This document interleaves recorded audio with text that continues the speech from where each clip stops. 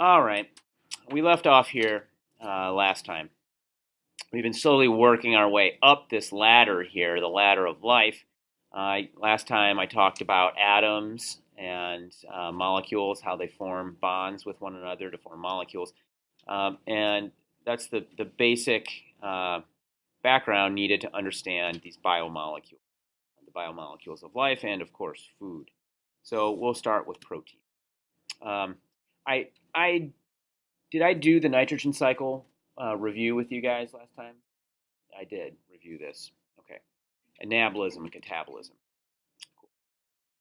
So amino acids are the fundamental building block of proteins. And they are called amino acids because there's a number of different chemical functionalities on them. Meaning, when I say functionality, I mean part of the molecule that has specific chemical characteristics, a specific chemical character. There is an amine group, which you see surrounded in green there, which is the nitrogen. And that nitrogen, that amine, is a primary amine, meaning that it's attached to only one carbon. All the other bonds, those two other bonds you see there, are to hydrogen. All right. So we call that primary. If it had bonds to two carbons, it would be secondary, and bonds to three carbons, it would be tertiary.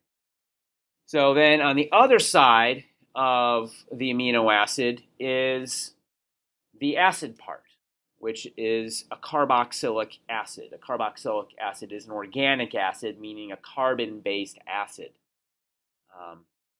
And the amine is the amino part, and the acid is the carboxylic acid group. So in between the two of them is the alpha carbon. It's alpha because it is the first carbon down the chain from the acid. It's the first carbon, alpha being the first letter of the Greek alphabet. It's the first acid carbon down the chain from the carboxylic acid functionality, functional group there. We call it the alpha carbon. The alpha carbon is, you see there is a red R attached to it. R is a placeholder for a number of different side chain groups that can appear in the amino acids and give the amino acids their distinct chemical character.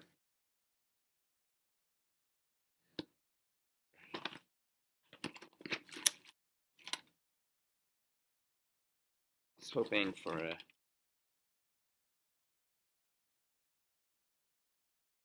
dry erase marker here, but the ones I've left are, oh, here we go.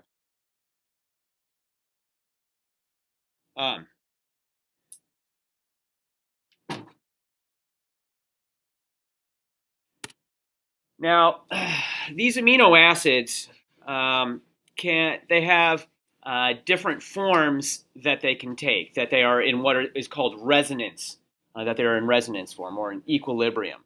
There's the unionized form that I just showed you on the board, but that's in equilibrium with what is called a Zwitter ion, a Zwitter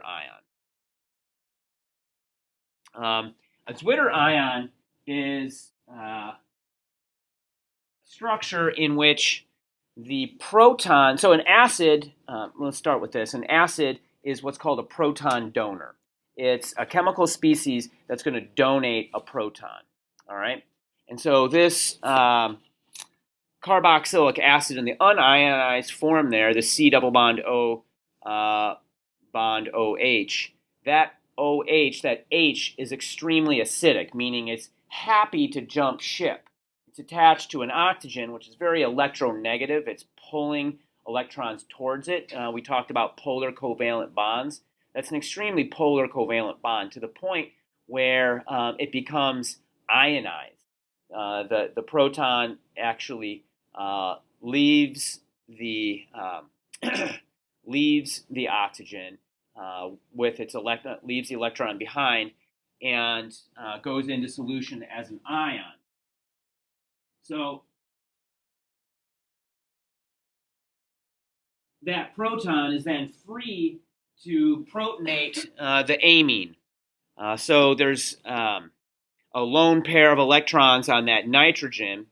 If you may remember, the nitrogen has 5 electrons around it in its valence shell from last time. So that hydrogen goes in search of some electrons, all right? And a base is a proton acceptor. So an acid is a proton donor, and a base is a proton acceptor. In this case, the nitrogen acts as a base with those electrons, and it accepts a proton, all right? Now let me draw this out a little bit.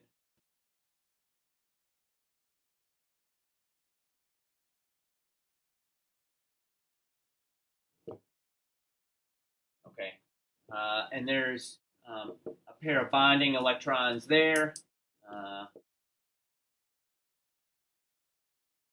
Draw them in pairs.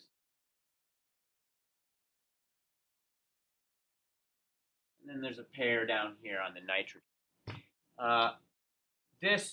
The electrons here in this bond, so this is a bond, this is a bond, and these are lone pair electrons.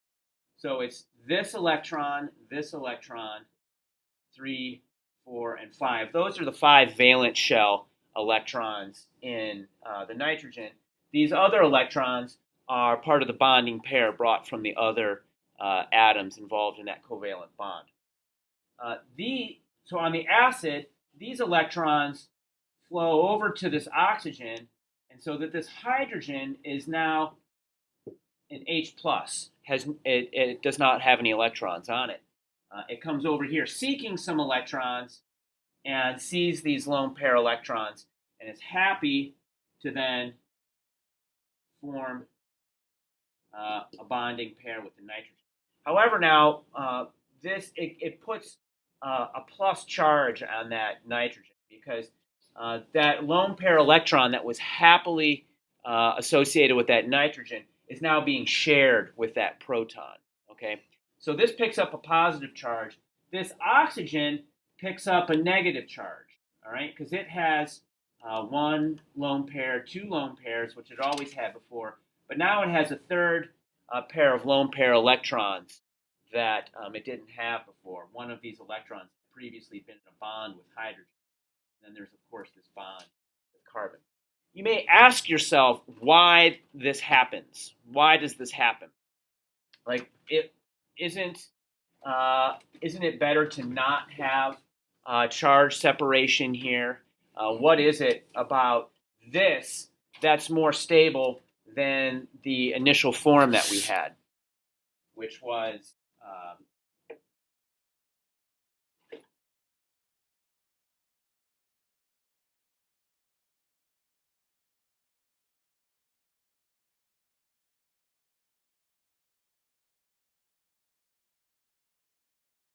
and that's because what's more stable about this is in the way this carboxylic acid actually looks in solution. It doesn't look exactly the way you see it here with a formal double bond there and a single bond with 3 lone pairs around that oxygen.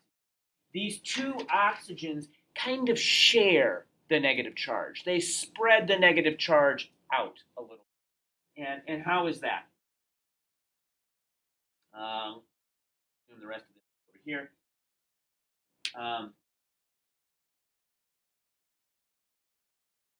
Each of the oxygens have kind of 1.5 bonds to them. That extra lone pair electrons kind of spreads itself out over here. So both of these bonds aren't really the same length as a single bond, which are kind of long, and they're not really the same length as a double bond, which are kind of short because they're high energy, holding themselves tightly together. They're like 1.5 that distance. So the negative charge gets distributed across this entire functionality, and this is particularly stable. All right, particularly stable. And then likewise, this nitrogen is pretty happy to hold that plus charge because of the tetrahedral geometry there. It's also pretty stable. lone pair electrons tend to take up a whole lot of room, and when electrons are tied up in a bond, they tend to be kind of localized. So the geometry around that nitrogen is quite happy when it's in protonated state, the plus state. Okay, did I blow anyone's hair back there? Is everybody cool with that chemistry? All right. So a Zwitter ion. What's that? Absolutely. Yep.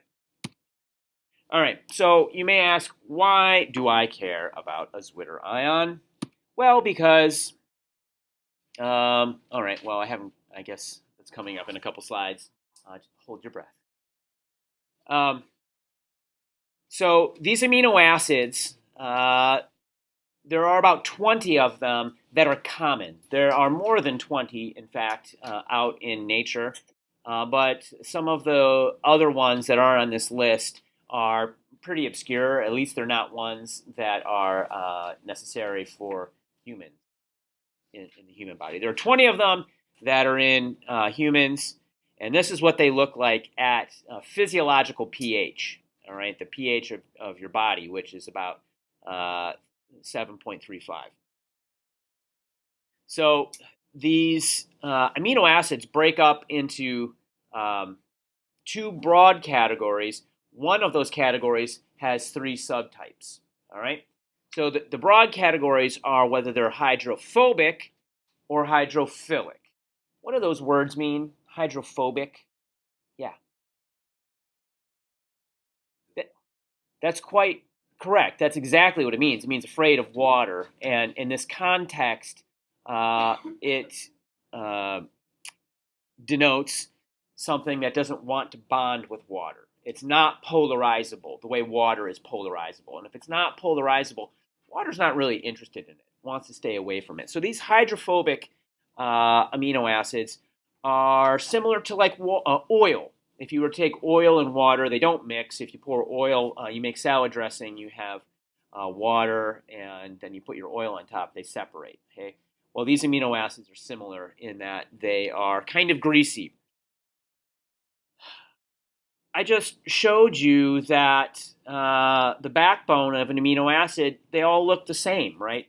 It's these side chains, it's these R groups that act as the hydrophobic portions of the amino acids. So let's look at some of them. Glycine, the simplest of any of the amino acids. That R group is just a proton. It's just a hydrogen up there. Whereas next door, alanine, that's a methyl group. Okay, methyl CH3. CH4 is methane, so a methyl group is just a CH3 group that's attached to something.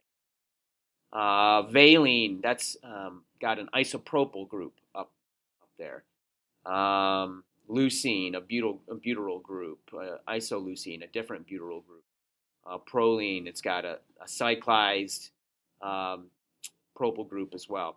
Phenylalanine, down in the bottom left-hand corner. That hexagon there with alternating double bonds, that's a phenyl ring. That's an aromatic phenyl ring that's attached there. Methionine is got a long greasy chain with a sulfur embedded in there, and tryptophan has again an aromatic ring structure. So those are all the greasy amino acids, and we'll see what importance that has when we start thinking about protein structure, and it'll also be important when we talk about essential amino acids that your body cannot make and need to be obtained by the diet. All right, so on the other side are the hydrophilic. And if hydrophobic is something that hates water, hydrophilic is something that loves water, right? These are polarizable amino acids. If we look at the first one there, we see serine. It's got a CH2 that's attached to a hydroxyl group or an OH group on the end. That's an alcohol. Hydroxyl is another word for an alcohol group. And that OH is really happy to bond with water. For example,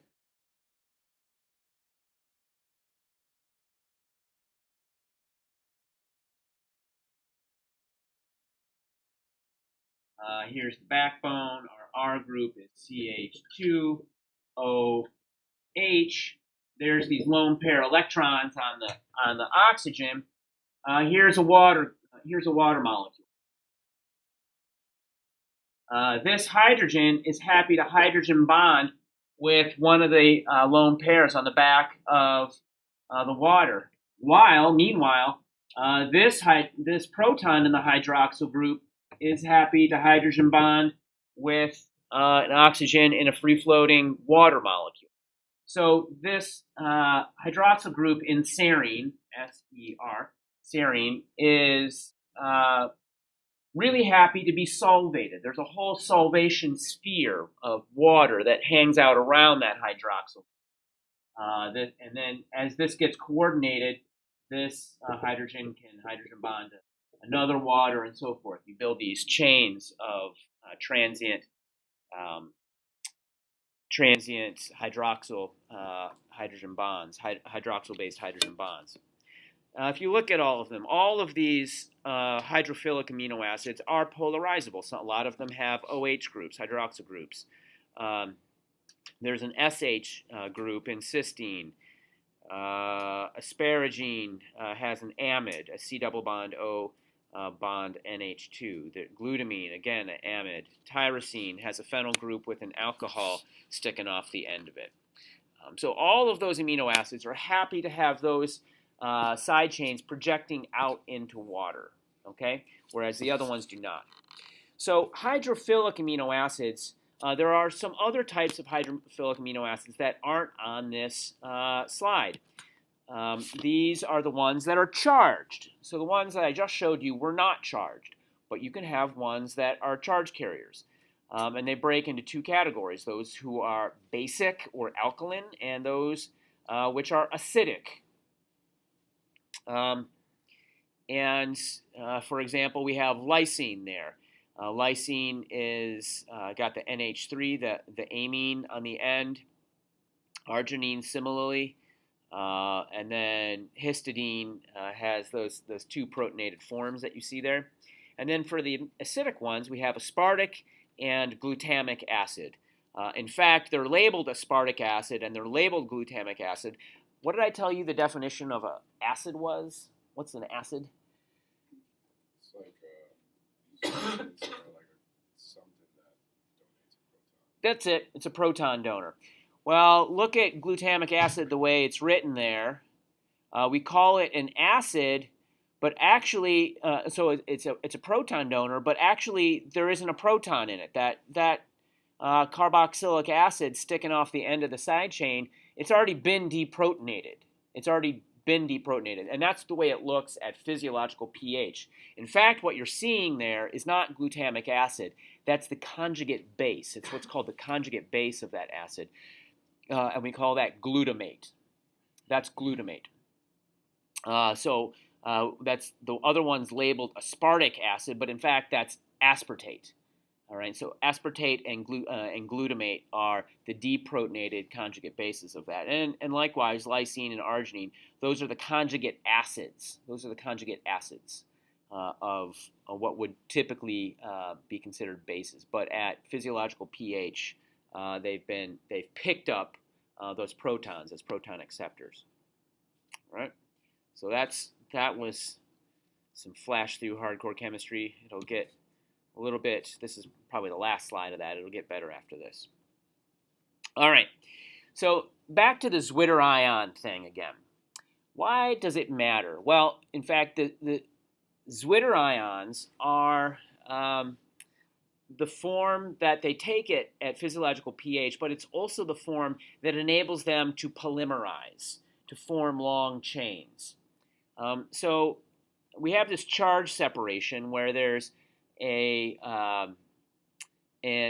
negative charge on the carboxylic acid end, or its conjugate base, the carboxylate group, and the amine has been protonated. Well, if you look there between amino acid 1, which who knows which amino acid that is, it could be any, and amino acid 2 likewise, I've highlighted the oxygen in one of the oxygens in the carboxylate group and two of the hydrogens in the amine. Those without getting into the details of the mechanism, which would probably put some of you to sleep, the three of them come together in what's called a condensation reaction. What is condensation? Yeah, water condensing, right, from gas.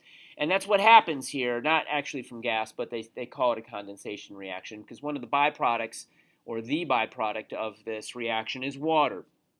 You take the water out and you directly hook up the carboxylate carbon to the nitrogen in the amine group. And so now we have formed a peptide bond. And let me write it on the board here for you, just so you can see. What I really want is that projected on this board. So nice. Carbon, O, carbon 2.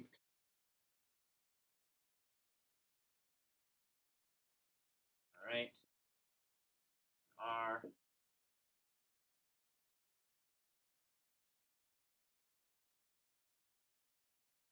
Plus right there. So these are the two that got that participated in this condensation reaction, and this right here is the peptide bond. In fact, it's this bond right there is the peptide bond. All right. That will be important when we talk about digestion and the digestion of food, because peptidases are enzymes whose job it is to cleave that bond. That's how you eat and digest and assimilate protein. Peptidases are enzymes that are going to break that bond. All right, so that's the peptide bond. Okay. Primary structure. So there's this hierarchy of structure in proteins, and the first is its primary structure.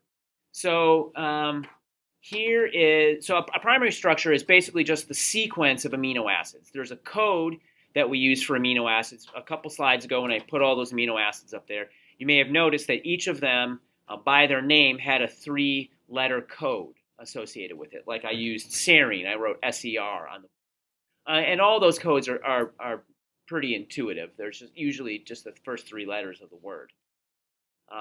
So here we have a protein. In fact, it's cytochrome C.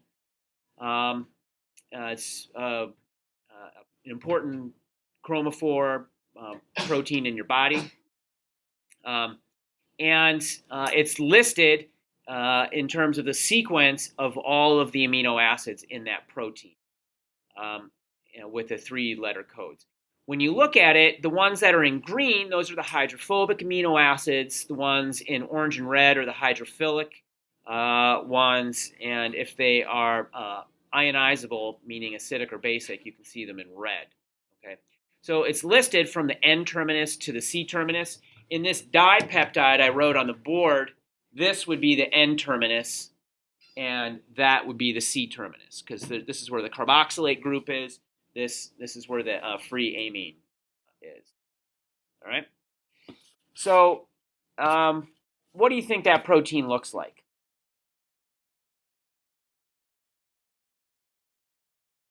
Take a stab at it, Peg. What do you think that protein looks like?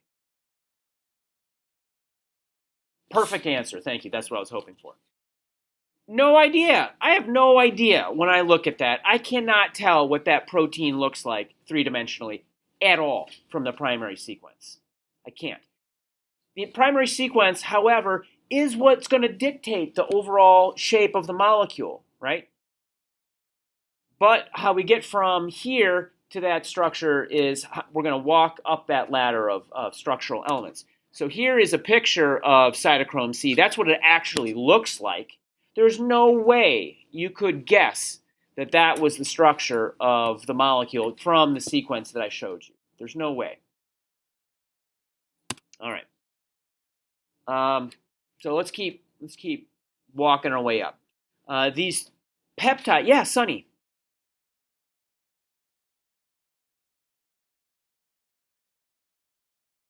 Oh, when I kept using AA, where are you talking about? AA just stands for amino acid. Yeah, I was just shortening it. Um, yeah, it's not anything else. Um, Peptide groups, these peptides along the chain, each of the subunits in that peptide chain are going to have R groups that stick off of them, right? That are characteristic of the identities of those amino acids. Those different R groups are going to impart certain characteristics to that portion of the peptide chain, which are going to drive, or they're going to be the forces that drive the overall fold of the molecule. So here is an example. We have a backbone, which is just this like N-C alpha carboxylate, N-C alpha carboxylate chain that moves along the peptide. And then these red little fingers that you see sticking out, those are the side chains of the protein. That is a denatured protein, meaning one that is not folded. If we were to zoom in on the little box there, we could see, perhaps this is an imaginary protein, alanine has that methyl group sticking out there on the first amino acid in that chain, and then the second amino acid in that peptide chain is aspartate. So we see the carboxylate group on that, and then it's followed by another alanine.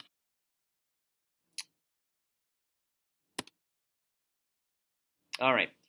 So this structure, this sequence, can give rise to what's called secondary structure. A protein does not need to have secondary structural elements, but most of them do. Most of them do. What are secondary structural elements? Well, the first is alpha helices. A helix is a coil, a spiral coil that forms a kind of a tube, and we see that in the upper right-hand corner, that alpha helix. An alpha helix is held together by hydrogen bonds between the proton in this amide in the peptide, the amino group in the peptide. That hydrogen attached to the nitrogen there, to the secondary nitrogen, can hydrogen bond to the carboxylate group in another amino acid that's maybe 5 amino acids down the chain. So that chain spirals around, and is able to hydrogen bond to the next, to an amino acid that's 4 or 5 down the chain. I think it's 5. And that happens throughout the sequence as it spirals along. So if, say, I had a chain of amino acids that was, we'll just write 1, 2, 3, 4, 5, 6, 7, 8, 9. 1 would be hydrogen bonding to 5. 2 would be hydrogen bonding to 6. 3 would be hydrogen bonding to 7, 4, and so forth. Does that make sense? It's kind of like a coiled zipper a little bit. You following me? Who's a little bit unclear on how that works? Okay. So if you see up in the corner there, I drew, the cartoon has a picture of how that hydrogen in the amine group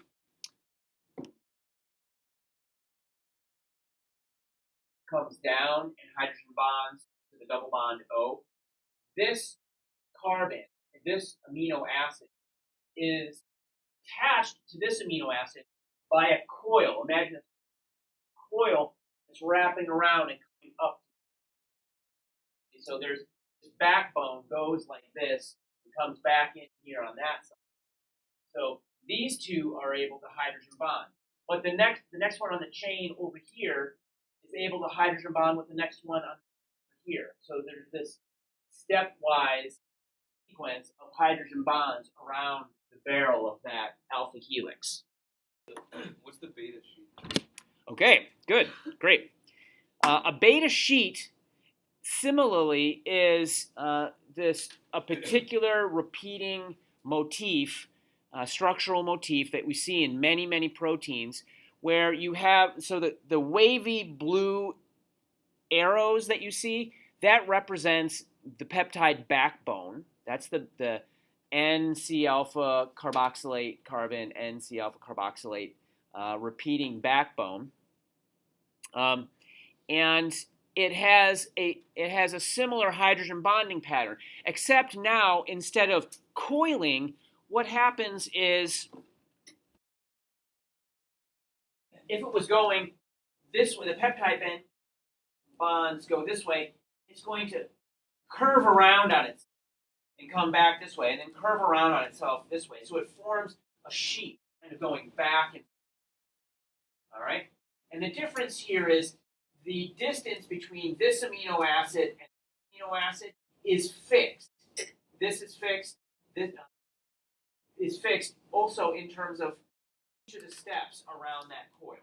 So like I had said up here, one is always going to be the hydrogen bond that this is making is always going to be the same distance to this one as this is to the next one. All right, that's how it forms a coil. In a beta sheet, it's not that way. So, for example,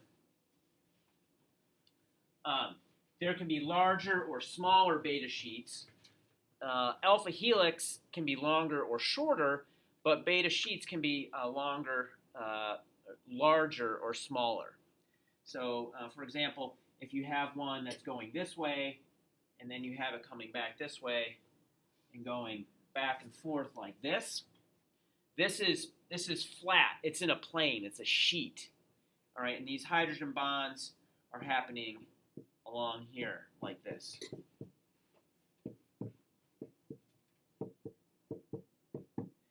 So this amino acid that's being bonded to this one is 1, 2, 3, 4, 5, 6, 7, 8, 9, 10, 11, 12, whatever, 15 amino acids away from this one, whereas this one and this one are going to be 13 amino acids away from each other, whereas this one is going to be 11, etc. Do you see that? So it's a different way of organizing the potential hydrogen bonding patterns in the primary sequence. And this length,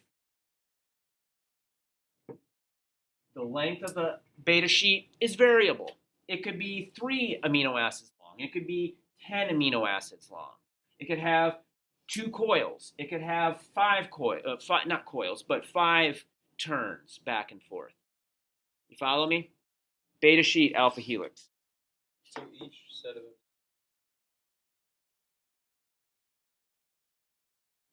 No. If it's involved in a beta sheet, it's a beta sheet. It's not going to be. It can't be in an alpha helix because it's amide proton and it's carboxylate oxygen. It only has one of each of those, so they're going to be tied up in whichever hydrogen bonding pattern, whichever hydrogen bonding motif it's finding itself. Well, that is based upon the evolutionary pressures on the protein to form structural elements, like what's the function of the protein supposed to be, what shape does it need to have that function, and that's going to dictate the sequence of amino acids in the peptide, which is reflected in the DNA that codes for that protein. So one will form alpha. No. Both can be found. Just hold on. You'll see. Yeah. Both can be found in the same protein. All right. So hydrophobic and hydrophilic interactions. I've been kind of alluding to this, but I haven't really gotten straight to it. So those hydrophilic amino acids are when a protein folds, they're going to put themselves on the outside of the protein so it can interact with water. And the hydrophobic amino acids are going to want to cluster together on the inside and avoid access to the water. They don't want to be around water. So specifically where in that sequence of amino acids, in the primary sequence, an hydrophobic versus a hydrophilic amino acid is going to dictate exactly how that protein collapses on itself and folds, all right? Whether this coil is going to be tucked into the protein or this coil is going to be hanging out on the outside of the protein. So we see a denatured or unfolded chain on the left, and that has some hydrophilic side chains that are polarized and the hydrophobic or white greasy ones there. And when it folds, we see all of the hydrophobic ones have localized themselves to the inside of that protein. Now, this is just a highly schematic cartoon of a protein. Okay, so that's one of the things that guides formation of a protein, the folding of a protein, the hydrophobic and hydrophilic forces as the protein folds up into its native state. Here are some other things that can guide it. We can have different side chain interactions. Those can be ion-ion interactions between the acidic and basic amino acids. So there you see a lysine, a protonated lysine interacting with aspartate. So a plus and a minus become attracted to one another, and that can hold two radically distant alpha helices. It can hold them together to form some kind of superstructure. You can have hydrogen bonds that exist. So here's two serines in the middle, where the proton on one serine is hydrogen bonding to the oxygen on the hydroxyl of an adjacent serine in a totally different alpha helix. You can form covalent bonds between, so for example, there's this disulfide bridge in two cysteines. Those cysteines both formed a covalent bond with one another, and it's a very strong linkage holding those two alpha helices together. By the way, did you guys hear about the Nobel Prize in Chemistry was announced yesterday, and for the purpose of the awarding or recognizing work on cryo-electron microscopy, which is a relatively new type of electron microscopy that they can use to actually elucidate the three-dimensional structure of proteins like this. It's pretty amazing, actually. It's pretty amazing because when I was your age, it was X-ray crystallography completely. You had to crystallize a protein. Now you can just freeze it in liquid nitrogen and essentially take a picture of it, take a picture of these proteins. When that becomes commercially available widely to different researchers, it is going to totally blow the doors off of our understanding of the molecular world. So in your adult lives, that is a radical change that we're just on the cusp of. Pretty exciting. All right, so which is a perfect segue to this. All right, so amino acid chains, which form proteins, those proteins can sometimes be embedded in the membrane of cells.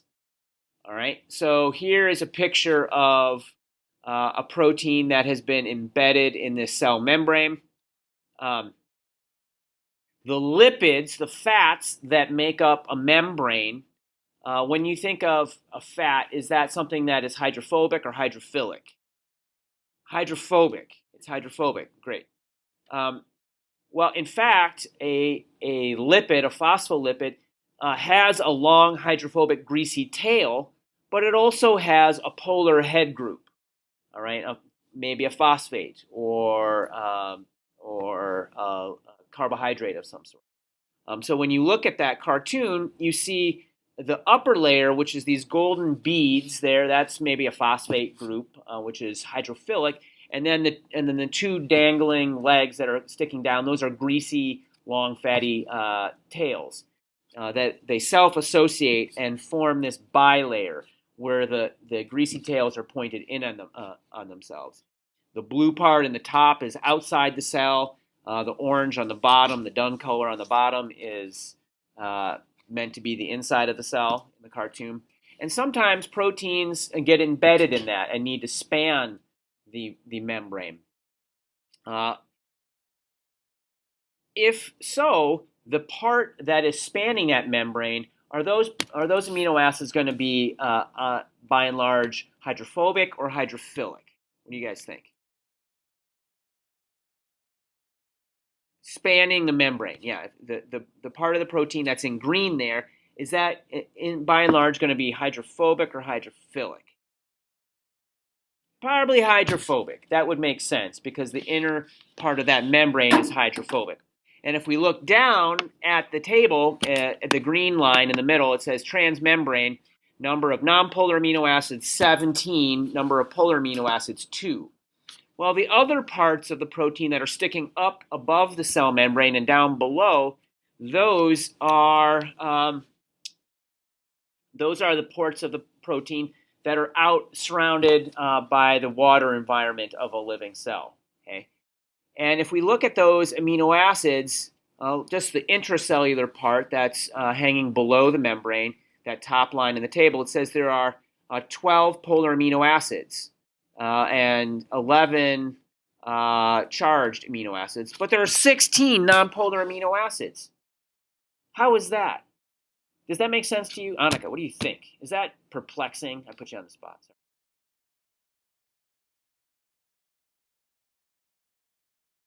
You do think it's perplexing? A little bit perplexing? Okay. All right. What is perplexing specifically? Where did I lose you?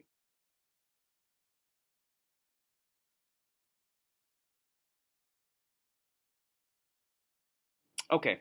Yeah. So I lost you here. Yeah. You have this chain. I showed you the cytochrome C where you had the different colors. The green were the hydrophobic and the orange and red were the hydrophilic. That's going to fold up on itself. That chain is going to coil itself up such that the hydrophobic amino acids are going to push themselves to the inside of the protein, and the hydrophilic ones are going to push themselves to the outside of the protein because there's no water inside the protein and there's water surrounding it.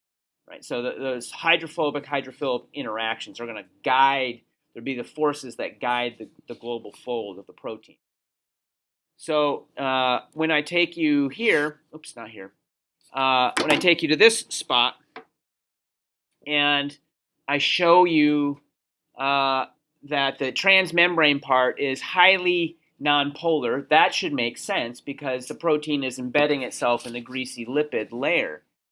But then the parts that are sticking out of the membrane that are surrounded by water, I showed you that if you look at that table there, the extracellular part on the bottom line, which corresponds to the part of the protein out in the blue on the top there, there are 21 nonpolar amino acids and 27 polar amino acids and 22 charged. Why are there so many nonpolar amino acids up there? That's my question. What do you think, Hannah? I've kind of already given you the answer. I just want you to, it's not actually that hard.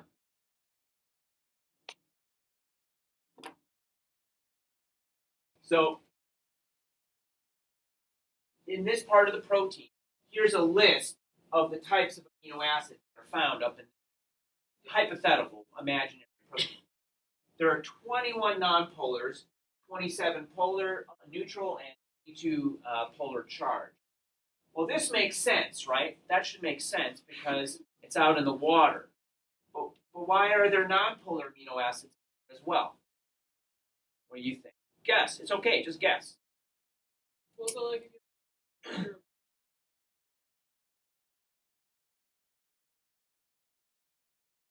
Yeah, that's where these are coming from, and that makes sense. Yeah. The side chains make them nonpolar. they're like, So these nonpolar amino acids are ones that are going to be in the inside They're the ones that are going to be in the inside, that are helping that protein fold up. Some of those nonpolar ones are going to be right in there. If they were all polar, then it wouldn't have a global structure. It would just be some long peptide chain sticking out in solution. It needs some of those nonpolar to form a globular structure out in the water environment. Right? So there are some nonpolar amino acids to helps give that protein a structure. Does that make sense? All right. Last concept is quaternary structure. And we have these tertiary structures. The tertiary structure is the three-dimensional structure of the protein. Secondary structure, if they're there, are beta sheets, alpha helix. Primary structure is the sequence. Quaternary structure, some proteins are made up of more than one peptide chain. For example, there's hemoglobin. Hemoglobin is made up of 4 peptide chains, 4 proteins, 4 individual proteins. In fact, they're all a type of globulin, a hemoglobin subunit. There are 2 alpha types and 2 beta types, which have slightly different peptide sequences. The 4 of them come together to give this sort of superstructure, which we call a quaternary structure. All right, there's 2 different pieces of DNA that are going to encode for one for the alpha, one for the beta. We get 2 copies of alpha and 2 copies of beta, and they all come together and form the functional protein. Alpha subunit of hemoglobin by itself is not functional. To function, it has to come together. Not all proteins have quaternary structure. Many, many do. Not all of them. Okay? All right. So here's a summary. We made it. This is where I wanted to get. We have primary structure of a protein. That's its sequence.